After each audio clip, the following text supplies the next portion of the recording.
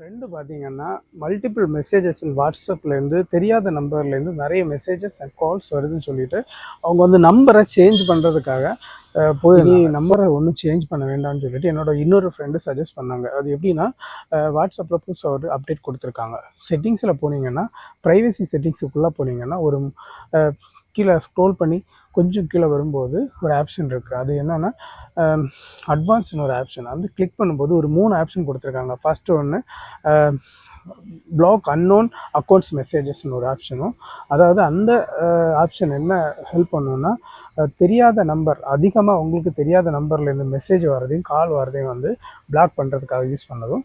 அதுக்கப்புறம் செகண்ட் ஒரு ஆப்ஷன் கொடுத்துருக்காங்க, ஐபி ப்ரொடெக்டிங் கால்ஸ் அப்படின்னு. அதாவது நீங்கள் கால் யார்கிட்ட பேசிகிட்டு இருக்கும்போது உங்களோட ஐபியை யாராலையும் கண்டுபிடிக்க முடியாது, அந்த மாதிரி செக்யூர் பண்ணியிருக்காங்க.